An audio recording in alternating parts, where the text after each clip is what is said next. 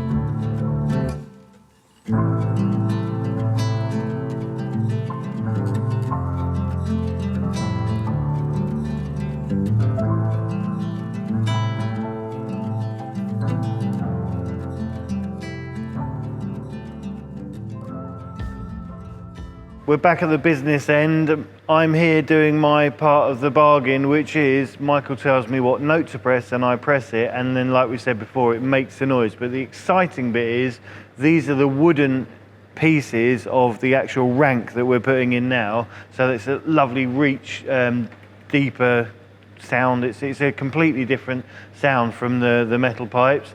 And Michael's tuning them. He's going to show you in a minute how he does that. But yeah, again, really exciting. Just another bit of this old girl breathing new life into us. So really cool. Good morning, everyone. I'm having a swell time in the swell box. We're just installing these wooden pipes.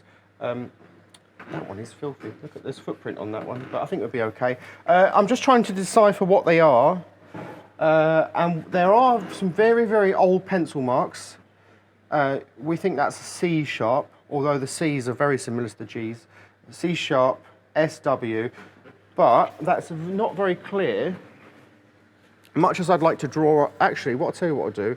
We'll draw over the original mark exactly as it is, so that we know what it is, but in the future, if somebody does anything with this, they will see the marks more clearly. And because it's a Sharpie, there you go, C sharp, SW for swell, oh, we don't need any more than that, do we? I think that's it. Okay, well, we'll put that in then. Could I have Nicholas, please, old chap, could I have a C sharp? C sharp, well, I bet he's gonna have to learn what they are. I can hear some air rushing out down here. There. I think that might not be it, Nick. I need a lower one than that. Ah, there we are. So, will it go that way? Will it fit?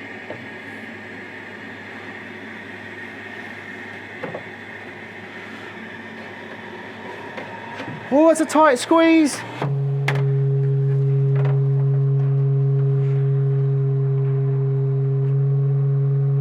And the way you tune that, there's a little let's pull one out and show you. It's basically like a little wooden plunger, you can see, and it's been wrapped in leather, the same sheepskin leather we've been using for everything else. And it just goes in, and that obviously just lengthens or shortens the pipe. So we need a C sharp. So pop that back on, Nick. And if you care to, can you see that there? Yep. On my phone, if I lower it, I'm raising the plunger, but we need a C sharp. So let's push the plunger in, and you see it's changing. The note's changing, and we are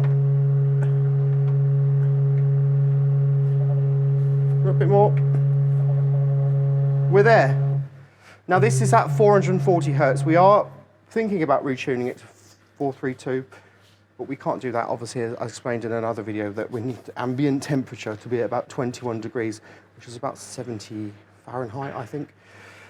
At that point, we can think about retuning it, but for now, we're just going to put it back to where it should be, and at least it'll be playable before Christmas. So there you go. So we just need to find the rest of them, put them in. Oh, there's another one now. There we go. Thanks, Nick. This is a F sharp. Now, anyone who is familiar with organs or organ building, I'd love you to comment, because a lot of them have FF sharp. So what does that mean? Because some of them just have F, some of them have the letter written twice, whether it's sharp or just normal. So I don't understand that. Does that mean something? Does that mean it's like a lower F? I don't know, we'll find out. But I'm going to remark that, so that someone in 100 years, if they take this organ apart and put it back together, they'll know exactly where that one went. There we go, F.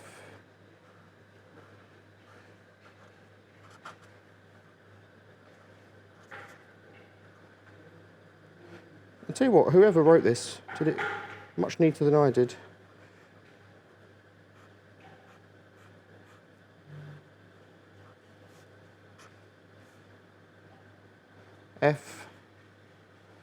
F sharp.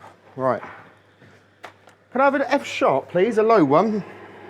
Oh, I can hear air there. One thing I've been finding is a lot of these. I always thought that I don't know what it's called. It's like a hole in the pipe with a reed, and sometimes basically I've been putting them always forward. Some of these are designed to go in a bit like Tetris. One goes in one way, one goes in the other way, but let's see if that now fits. Still doesn't fit.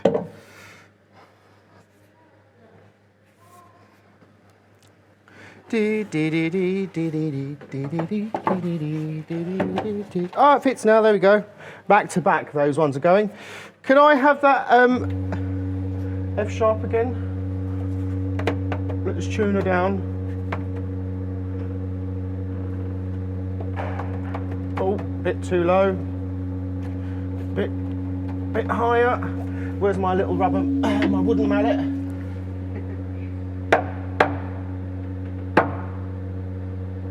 We're on now, look. We're on the green. Lovely. Perfect. Next. Could I have the lowest one on that rank? That's it. Is it bottom C? It's a bit flat. Okay, this is Michael's music magic lesson, or magic music. What we were talking about, Alex was just saying, how do you know where the keys are on the keyboard? Well, the way I know it is I always go for middle C. So when Michael said C, I just know that this is middle C. Somewhere in the middle of the keyboard, you'll see these two black keys and the three underneath, and so the left of it is the C, and then it just goes C, D, E, F, G, and then it starts again, and if you go below C, that's B and A, so A, B, C. That's how I learned it. And then we have the sharp, so it's C sharp, D sharp, and you follow your way up. But Michael said to me, play a B flat, which I didn't know what that meant. I was looking, I thought it was just this, but Michael will explain why that is, and it's very interesting. Well, in organ building, there's no flat. So if you look here, this is a key. This is an E, and in piano you'll probably say E flat. So E flat, you know that flat is lower, so it will be the black key below the E. Okay, so that's E flat. But in organ building, it's a D sharp. They're all sharps in organ building, which has confused me. And in most chromatic tuning, for most instruments, you would say E flat. And the reason for that is because when you have written music, you have a stave, which is usually 5 lines, and then they'll have 2 sets of 5 lines. And to make it less confusing, because if you were playing some music and it said to you to play a D, okay. If it then said to play a D sharp, closely followed by an E, they're so close together on the stave you might confuse them. So what they do is, to make it easier, they'll say E flat because on the stave it's further away from the D. On the key. Does that make sense? It's easier to read that way. Yeah. But in organ building, I think organ building is far, far older than modern sort of, say, piano or something like that. So they go with a much more traditional thing. So everything's either C, C sharp, D, D sharp, E, but you won't have an E sharp because there's no black note here. So that'll be, the next one will be F, F sharp, G sharp, A sharp, but A sharp is the same as B flat. Can you see that B flat? A sharp is higher, flat is lower. So you've got A sharp or B flat. So in organ building we're going A sharp, but in piano I'd say B flat.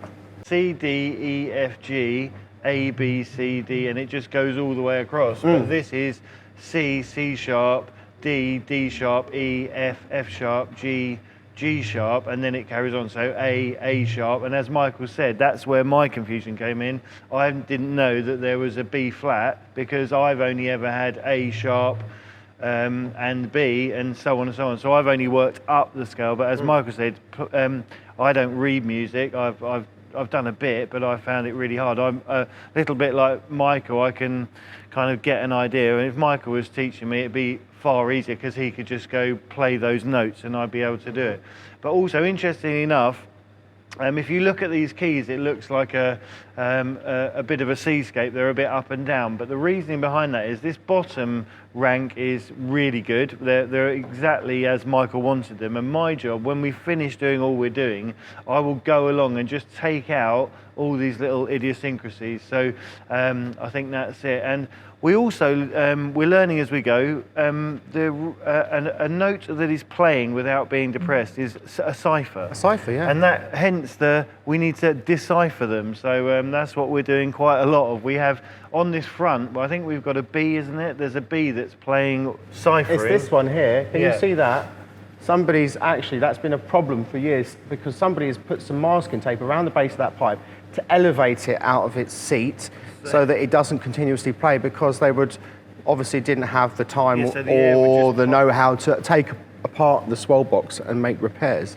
So they've just done a temporary fix, but we're gonna fix it once for a month. We're gonna decipher the problem, the great swell box. So yeah, we'll adjust these up, but for now we had a few ciphering issues, so I had to go and undo. We had to take the pressure off some of these, which just made them drop. So yeah, Pip's balancing it somewhere near middle C, so it's all good at the moment. Good morning everyone, welcome back to another video. So I'm in the kitchen today and I've got a few things to do.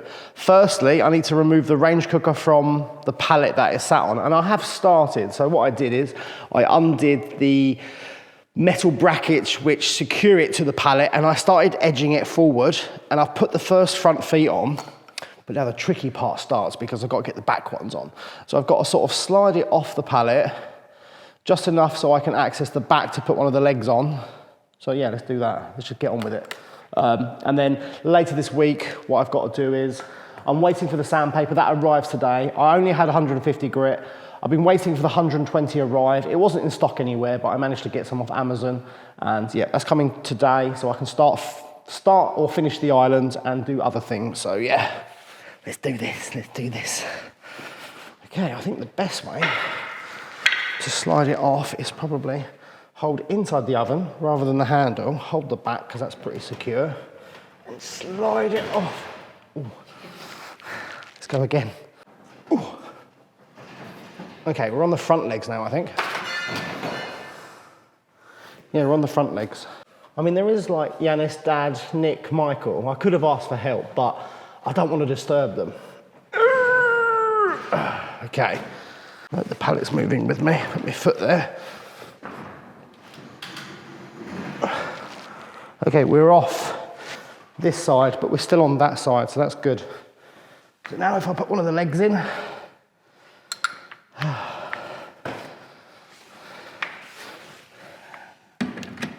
oh dear. Let me try and do that without breaking anything. There we go. I'm laying on the job, everyone, but I'm doing it. That foot is now nice and secure. That won't go any tighter. Right, now I've got to get the other side off. The word for this, everyone, is called sketchy. It looks sketchy. Ooh. No, the pallet's moving again. Oh, what's... Okay. I think maybe I should do this corner now. I think I can just about reach. So basically, it's got these lovely brackets and they just screw in and it clamps down. Hello, Gwen. You all right? You come to see me work? Yeah. See, I do work. And we got Missy. Missy, Missy, Missy. Missy Beck, Missy Beck, Missy Beck.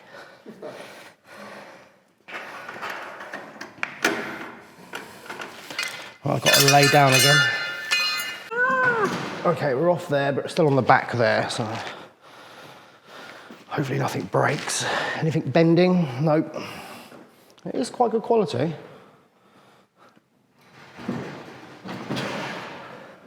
There, we're off. We're off. We've done it. We've done it. Fantastic. It looks a lot better than it does without the pallet, I must admit. So this, still got shingle attached to it. That can go. I'll clean up that mess and we'll put it against the wall. Well, I'll do that in a minute. So it's off the pallet now and it's on nice secure feet. It's not perfectly balanced, but I'm going to put it into the wall. We have marked it and Paddy has his measurements. The carcasses will be arriving after Christmas now. They were meant to arrive before, but the company is on holiday for the Christmas season, so they'll be arriving anyway. So I can't actually fix this to the wall or the splashback or backsplash, whatever you call it, or the extractor, because we don't know the exact height. Well, Paddy does, but if I fix everything else, it might have to be raised a few millimeters, and we don't want that. So yeah, it's going to go there for now, temporarily. So let me sort of like, I don't know how to do it. Lift like that. Ooh. It's got plastic underneath, so it won't scratch the floor or anything. Ooh, that is heavy. That is a heavy range cooker. Oh, we're getting there, Alex.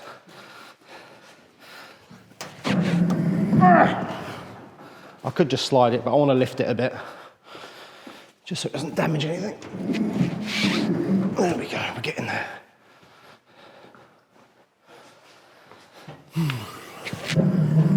There we go, almost. Two more goes. Boom.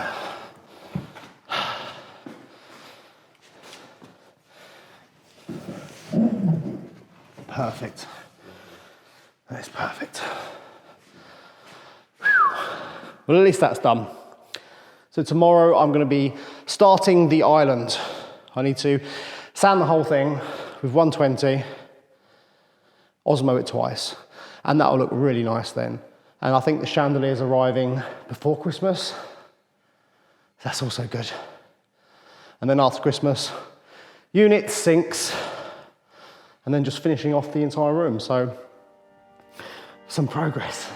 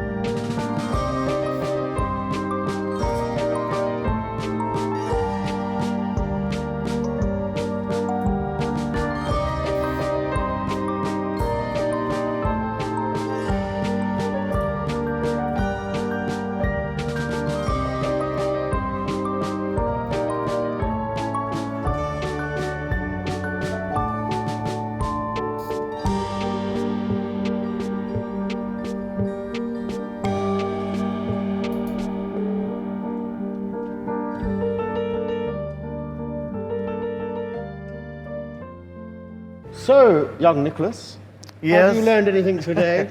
I've learned a great deal today. What we've done, or Michael's done, he's been putting in and tuning, and I've been doing, as I said, my bit. Yeah, they are the piccolo, and if you listen, you can hear they sound like, and just like a whole room full of piccolos. They do. And Michael has his tuning stick. Well, I think they're called a voicing knife, a noising stick. I don't know what they're called, but we couldn't order one in time. Normally they're made of something lovely like brass, but Nick has fashioned me one from a piece of steel, and it's fantastic. It works perfectly. There So you go. I don't need another one. We'll just use that for the rest of Match made in the rest heaven, of the aren't time, we? Yeah. Okay, so Do you want to hear a full bore? Okay. Well, semi because. no. Oh no! No. Sorry. No.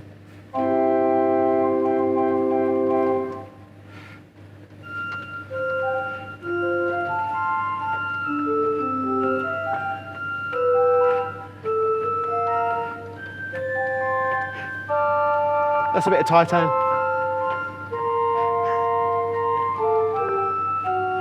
Anyway, so if we were to just play chords, let's put swell to great. And then if I just do this,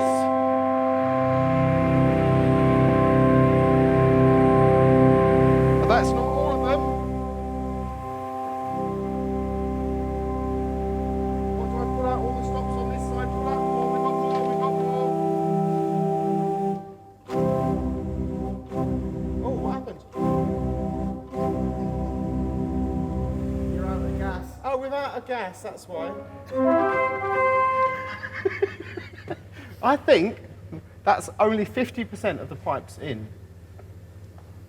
So we have got a lot more. And do you think the bellows will be able to keep up? Well, not if you carry on like that. Oh, look. I don't think you'd have all the stops like. Well, maybe you would actually.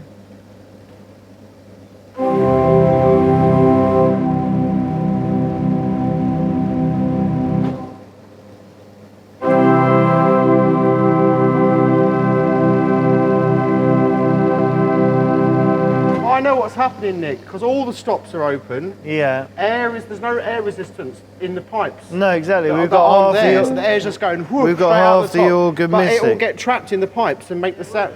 Try it now.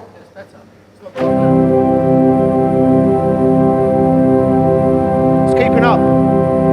It's keeping up.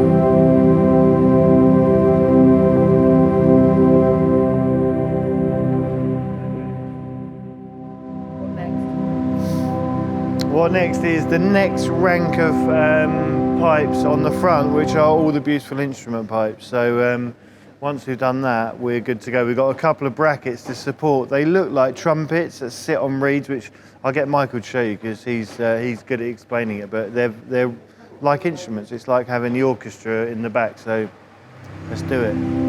Crack on. Hello everyone, welcome back to the Swell. I hope you're having a swell time. I definitely not. So here we go. These are the oboes, and they are a very unusual kind of pipe. They consist of this bass part, which has a sort of metal reed, which you can see here. So as the air blows over that, much like a real oboe, it vibrates and creates a very distinctive sound, a bit like a pregnant duck. That's an F. Now these are tuned. I'll show you how I tune them in a minute. Can you play me the F, please, Nick? I think it's that one.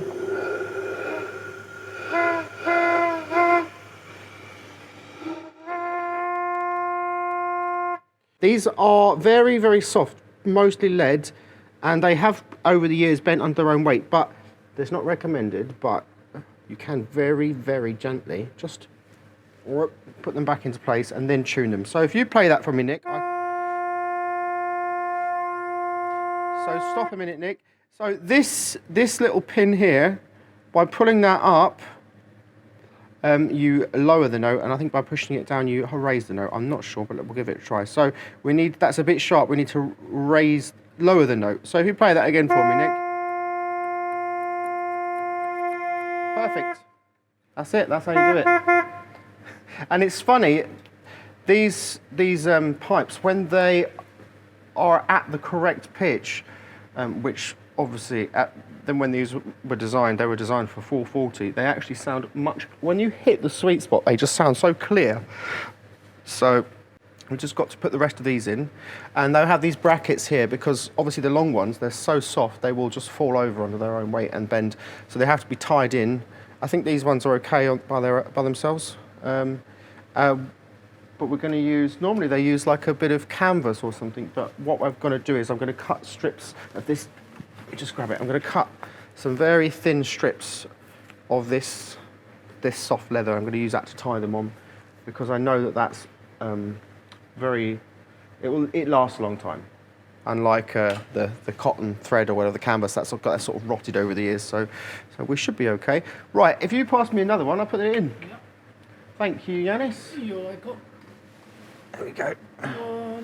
Just take off the tape, brush off. That one's had a repair. You see the solder on the top. Okay, let's just get some of the dust off. I think this is one of the ones that gets tied up. Oh, this is very fragile. Could you play that? Play me a G. I think it's a G.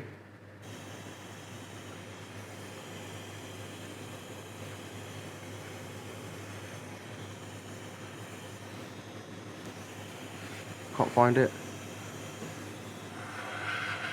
Can you, I think it's lower than that. C, try the C. There we go.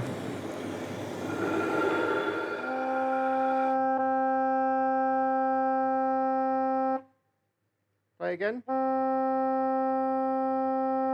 There we have it. That needs to be tied up immediately because it's very fragile. So I'm going to take a piece of this and my scissors, wherever I can find them. Here they are. Let's do that. Just take off a strip down the side, probably like that. We can get 3 strips out of one of these. Just do a neat little bow.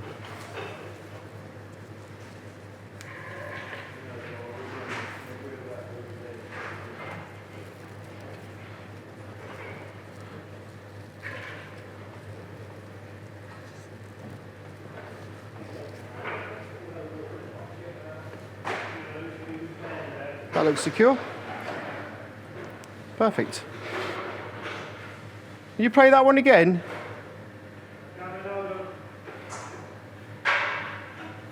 Maybe that one needs tying too.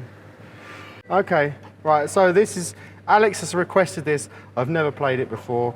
I've just had to work it out from hearing it in my head, if that's even a thing. So let's have a go.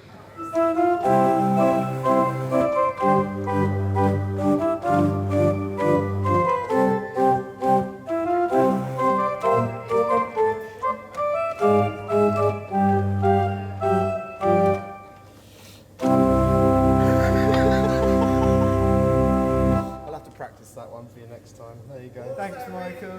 What's that really stirring one you played earlier? Like them.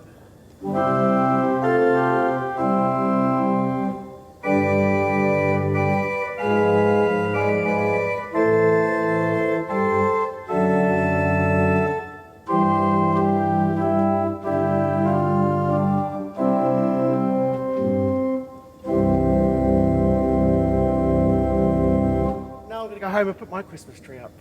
Merry Christmas, everyone, and I'll see you tomorrow.